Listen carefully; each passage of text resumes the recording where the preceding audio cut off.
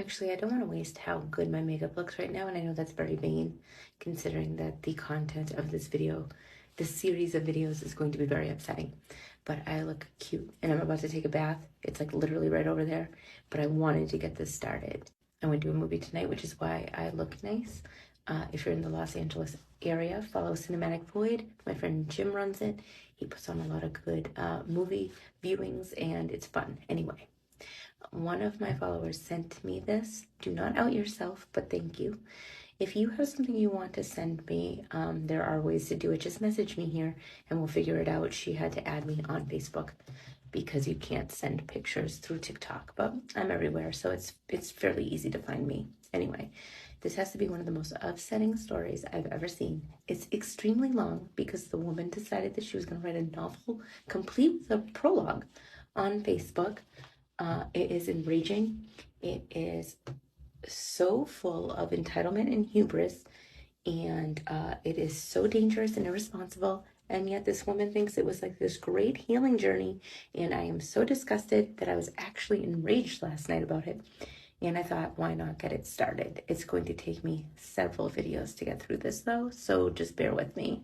I'm gonna do this one and maybe a second one, take my bath, might do a third, and then I'll probably do the rest tomorrow. Or Wednesday, since tomorrow's Valentine's Day. You can pause to read this, and I just want to point out that I'm blocking out the baby's name. Even though it's one of those, this name is a tragedy. Everything about this story is a tragedy, and I don't really want to be making jokes considering how upsetting this is, but the name is bad, so whatever. OP starts by saying that her and her husband went to Florida during Hurricane Matthew. I should say partner, I don't know if it's her husband or not.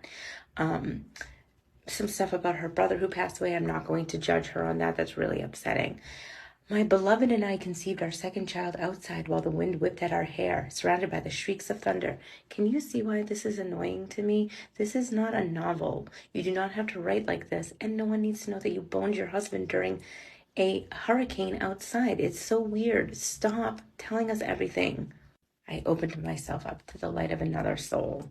You can see that this is going to be very exhausting, right? I remember at one point telling him and that my cycle, I remember at one point saying my stomach feels different. I think I'm pregnant. I took a test a few days later. Sure enough, there was a faint positive. Then I began spotting and the line decreased. Come November, the results were negative. And here she considers why that might be. In December, she tested again and she was positive. Maybe she just tested too early. I dove headfirst into a healing pregnancy and birth. Will this birth be a healing situation? Probably not, right? Next video. Here's part 2 of the worst story I've ever read for this account. You can pause to read it. As with my first, my second pregnancy was without a single complication. We had zero concerns. I focused on nourishing my body, mind, and soul. I ate healthy, whole, and unprocessed foods. I meditated on positive affirmations. I bonded with the soul nestled in my womb. There's nothing wrong with this. I don't have an issue with this. I sang lullabies, read stories. We had our own prescient conversations. I wrote letters in a journal. I did all of these things too when I was pregnant with both of my children. This is all super normal. I'd press on my stomach, they'd press back. These are like great things about being pregnant. I genuinely loved being pregnant up until the end of both of my pregnancies. I had good pregnancies. Life was good. Perfect. Maybe it's because I edit a literary journal and I'm like in the literary sort of sphere of things, but the way this woman writes drives me fucking nuts. I understand you can be very sentimental about your children, but it's just like, this is a Facebook post. Who are you writing this for? Get a journal. Anyway, life was beautiful. And you have to remember, this is a post in a free birthing group about free birthing. So despite my absolute positive pregnancy, I began to have anxiety in May. We decided to leave Tennessee and move back to Florida. I had this unshakable thought that I needed to be closer to my family because someone close to me was going to pass.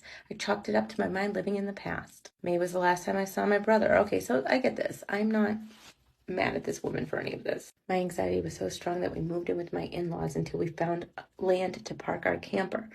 Camper? That's interesting. Oops, I missed a name and I'm gonna have to block it. Okay, that's okay. Going by the date of my last moon, the last time my womb bled. This is where I started to get very irritated. Just say period. Just say you got your period. Stop being weird about stuff. I hate when people do this. Nothing annoys me more than being precious about your period. Except the word guesstimate, which she immediately follows this with the word guesstimate. I guesstimated. Just say estimate. I know this is bitch eating crackers, but my due date was June 17th. Long before conceiving, I had made the promise to myself and all my future babies that I would not rush our pregnancy like I did with my sweet, I'll have to redact this name. I would practice patience and trust the process, trust my body, trust the universe.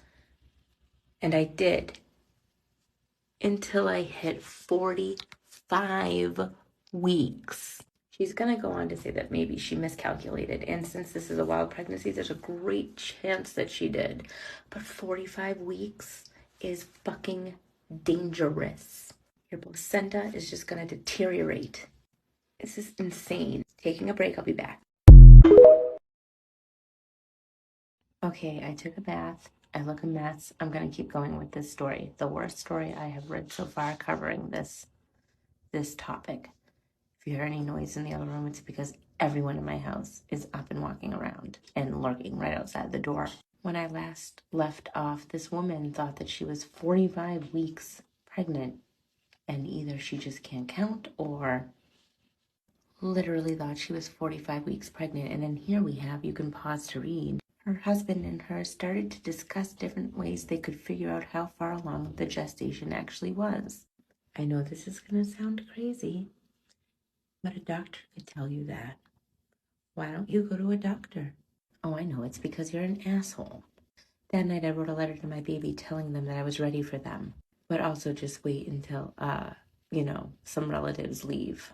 20 minutes after they left, I was on the bed with daughter and she wanted to nurse. Not even 30 seconds later, my waters opened. I jumped up, grabbed a towel, and stood over it. The daughter asked, "Why are you peeing?" I told her her sibling was peeing. She responded with, "Oh, I have to pee too," and quickly squatted next to me on the towel to pee. It was beautiful.